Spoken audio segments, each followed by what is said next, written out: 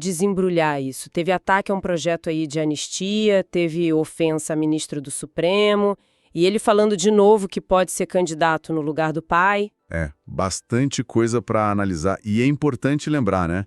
Mesmo ele estando fora, fisicamente, do Brasil, ele é uma figura relevante. Filho do ex-presidente, tem um peso político ainda, principalmente para a direita. Com certeza. As falas dele ainda ecoam, né? Mesmo de longe. Ecoam e muitas vezes inflamam o debate. Por isso é bom a gente olhar com calma para entender a dinâmica atual desse lado da política. Certo. Então, vamos aos pontos específicos. As fontes falam que essas declarações foram feitas, assim, muito por redes sociais, né? Ele estando nos Estados Unidos. Sim, é o canal principal dele ultimamente. E um dos pontos foi esse ataque a um suposto projeto alternativo à anistia. Os detalhes do projeto em si não são o foco, mas sim a postura dele, né? De atacar essa ideia. Exato. O ponto parece ser menos o projeto específico e mais a rejeição a qualquer alternativa que não seja, digamos, a linha dura que o grupo dele defende nesse tema. Tipo, sem meio termo, sem negociação? Parece ser essa mensagem. Uma demarcação bem clara de posição, sabe? Uma recusa a qualquer coisa que soe como concessão nesse assunto que já é bem sensível. Entendi. E essa postura mais agressiva, digamos assim, se estendeu para o judiciário também, né? Teve a ofensa direta ao ministro Alexandre de Moraes, do STF. Ah, sim, essa foi bem direta. A expressão que as reportagens citam é tiranete de beira de estrada. É uma linguagem forte, né? Vindo de um deputado federal para um ministro do Supremo. Muito forte. E a escolha dessa palavra, tiranete, não é por acaso, né? Não, imagino que não. Não é só uma crítica. É uma tentativa clara de diminuir, de deslegitimar a autoridade do ministro, pintar ele como alguém arbitrário, pequeno. Isso se encaixa naquela estratégia mais ampla que a gente já viu do grupo bolsonarista, de desgaste do judiciário, principalmente do STF. Tem uma função política clara. É para mobilizar a base mais fiel e manter essa tensão com as instituições, sabe? Entendi a lógica. E para completar o pacote, ele também reforçou aquela ideia de ser o herdeiro político do pai, do Jair Bolsonaro. Falou que assumiria o lugar dele numa eventual candidatura presidencial. Isso não é novo. Ele já tinha tocado nesse ponto antes. Sim, mas repetir isso agora, nesse contexto, parece que teve um peso diferente. E é aí, né, que a coisa começa a ficar mais complexa, talvez. Como é que isso foi recebido aqui no Brasil, fora da bolha de apoiadores? Olha, aí é que está o ponto fascinante, eu diria. As reportagens mostram que, claro, as falas foram vistas como provocação, o que já era esperado. Sim, o estilo dele é esse. Exato. Mas a percepção dominante, principalmente entre os partidos ali do centro, foi de que essas declarações estão meio descoladas da realidade política do país. Essa foi uma expressão usada. Descoladas da realidade? Como assim? Fora de sintonia? Isso, como se ele estivesse falando de um Brasil, de um cenário político que não bate com o que esses outros políticos estão vendo e vivendo aqui. Há uma sensação de desconexão, sabe? Interessante essa percepção. E isso gerou o quê na prática lá no centro? Só um deixa ele falar ou teve uma reação mais forte? A reação que as fontes descrevem é de irritação mesmo, uma irritação clara. Irritação. Por que exatamente? Porque as lideranças desses partidos de centro, que são chave para qualquer coisa em Brasília, né, eles já estão trabalhando com um cenário para 2026 que, na cabeça deles, provavelmente, não tem o Jair Bolsonaro como candidato. Já dão como carta fora do baralho, seja por questão legal ou política. É a aposta de muitos ali. E dentro dessa lógica, essas falas de Eduardo soam como o quê? Como um ruído. Não como um movimento político sério. Ruído. Quer dizer, algo que mais atrapalha do que ajuda na visão deles. Tipo uma interferência. Exatamente isso. Um elemento que perturba. Para esses partidos de centro, e até para uma parte da direita que não é bolsonarista raiz, o momento agora seria de reorganizar o campo conservador, né? Buscar talvez novas lideranças, pensar em outras estratégias, para além da figura do Bolsonaro pai. E aí vem o filho de longe, com discurso agressivo. E reforçando a mesma dinâmica. Então, eles veem isso como algo que dificulta essa arrumação da casa, sabe? Como se ele tentasse manter acesa uma fogueira que, para esses outros atores, já não tem mais a mesma força eleitoral Ou já não faz mais tanto sentido estratégico? Vira uma distração ou até um obstáculo para os planos deles. Faz sentido. Se a ideia é virar a página ou pelo menos reescrever o capítulo, ficar batendo na mesma tecla pode ser visto como contraproducente. Pois é.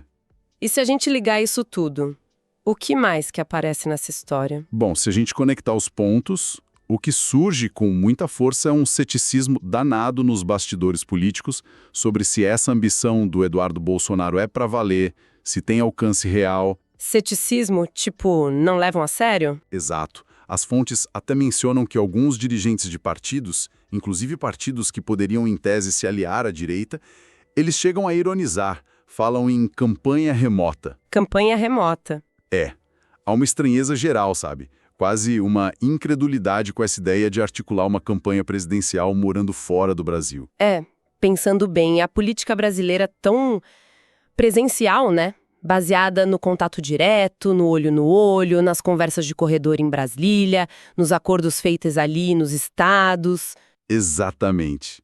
É muito personalista, muito de articulação local. Tentar fazer isso tudo à distância parece meio contraintuitivo para a nossa cultura política, não? Totalmente. A política aqui exige presença física constante. Café em Brasília, viagem pelo interior, evento no fim de semana.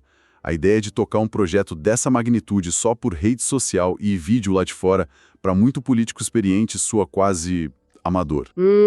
Fica a dúvida se ele conseguiria construir e manter a base de apoio necessária, negociar aliança, responder rápido às crises locais, estando fora do centro das coisas. Isso. Então, esse ceticismo sobre a campanha remota tem um fundo de verdade, de dificuldade prática mesmo. Questiona-se a viabilidade real do projeto nessas condições. E além dessa dificuldade prática da distância, as fontes também falam de um outro problema, mais formal, uma questão legal, né? Sim, e esse é um ponto-chave, talvez o mais delicado.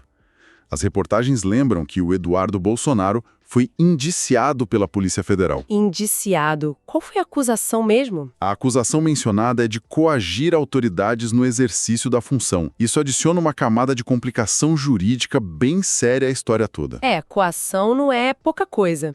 E qual seria a implicação direta disso para uma possível candidatura dele? Imagino que não seja simples, né? Não mesmo. O indiciamento pela PF, ainda mais por um crime desses, já lança uma sombra enorme sobre a elegibilidade, sobre a capacidade de sequer conseguir registrar a candidatura. Mesmo sem condenação ainda, só o indiciamento já complica. Já complica bastante. Pode não ser um impedimento automático em todos os casos, mas abre brecha para contestação, gera um desgaste político imenso durante a campanha. As fontes apontam para a dificuldade concreta que ele poderia ter no registro formal na Justiça Eleitoral. Falam até que seria complicado fazer isso mesmo usando procuradores aqui no Brasil. O processo poderia ser questionado com base nesse indiciamento. Vira um fator de risco jurídico e político bem alto. Entendi. Então, se a gente juntar tudo isso, o que a gente tira dessa história toda?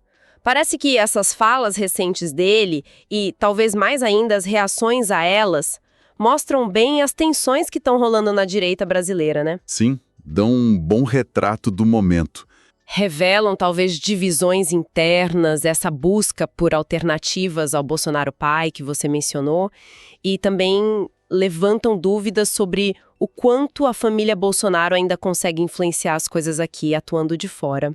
Exato. E, claro, tem essa ligação perigosa entre a política e a justiça, com esse indiciamento da PF colocando mais um peso na balança para qualquer plano futuro dele. É uma ótima síntese. Se a gente fosse resumir os pontos principais aqui para quem está ouvindo, acho que seriam esses.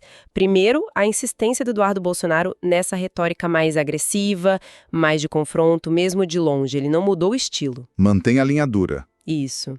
Segundo, e talvez o mais importante, essa percepção clara de desconexão entre o que ele fala e o que outros políticos importantes, especialmente do centro, veem como a realidade política atual.